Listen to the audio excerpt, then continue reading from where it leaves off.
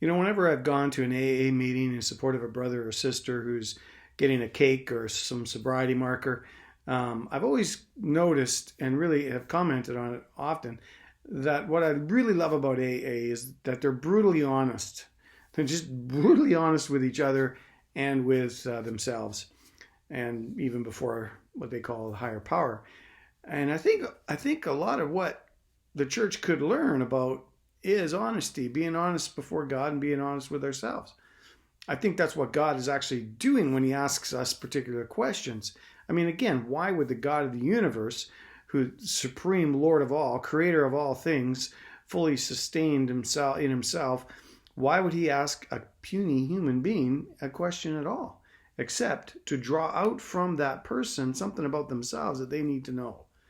And to give them a chance to sort of be honest with themselves and be honest before God and really receive help. He loves us and he wants us to declare that, but we got to humbly come to him and recognize that recognize our need really. So some of my favorite stories in the scriptures involve that where Jesus kind of ironically asks a question that is like, what? Goes against the grain. He does this in John 7, starting at verse 37. It's at the Feast of the Tabernacles, which is an amazing feast, one of the greatest feasts. And there's water flowing everywhere. There's water coming out your ears. There's water flowing down the steps. Priests are pouring out water. And the wine is flowing just as freely. And it says there that on the last and greatest day of the feast, meaning all the more so, Jesus stands up and he cries out in a loud voice, "Is anyone thirsty?" You can almost hear the pin drop. Maybe it reminds me of like an old Western movie where, someone walks in the saloon and the music just, the tinkling of the ivories stops and people stop and they put their cards down or they put their drinks down and they just look. And then the gunslinger says, "I'm looking for Bart, Black Bart."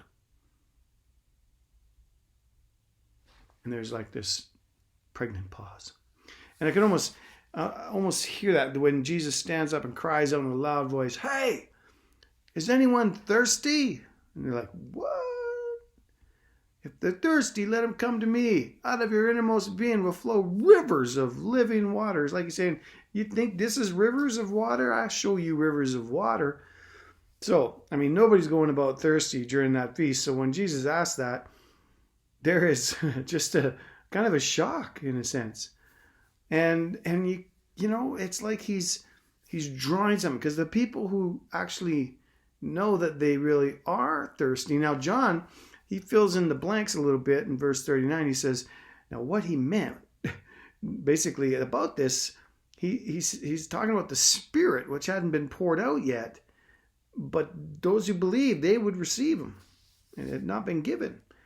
Jesus had not yet been glorified. So again, what is God doing when he's asking a question like that?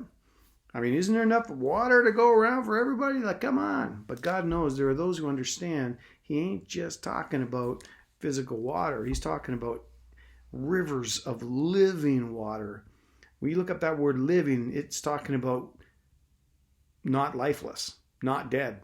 Alive, bubbling out and pouring out to other people. God knows those who believe and understand, they get it and they go, I am thirsty for this. So if people hear this question and they're honest with themselves and they're thinking, well, I really actually am pretty dry. They know they need that living water that Jesus is talking about. And so they're kind of running on empty, as it were, and they need to get a fill up. Pour me a drink, Jesus. Are they even longing for the living water? Are we thirsty? He's asking us the same question. And what does he mean by that living water? Well, John said it clearly. He means the Spirit of God being poured out. That's what he wants to pour out for us. And he asks, are you thirsty? Are you open? Are you ready? Come to me. That's the invitation. Come to me. Out of your innermost being will flow rivers of living water. Sometimes there's reasons why the rivers aren't flowing. And that if you're a Christian, you have the Spirit, because if you don't have the Spirit, you don't have the Son. But so you have the Spirit if you're a Christian, but sometimes that living water is not flowing because there's log jams of brokenness, bitterness, unforgiveness, anger, resentment. They have names. Ask the Lord, can you show me what log jams are blocking your river from flowing through me? And then just receive the living water, the Spirit of God pouring, bubbling up inside you and pouring out to other people to refresh the weary. If you got a few log jams in there, you might want to deal with those first before you, well, not before you come, but as you come. Ask God to help you blow those log jams out with forgiveness, with His peace, with His joy, with His promises. You know, that living water is supposed to flow out of you. Out of His innermost being will flow rivers of living water. It's supposed to flow out of you and be continually pouring out. So you have to continually have it being poured in. So stand under the tap, so to speak, and open up your reservoirs.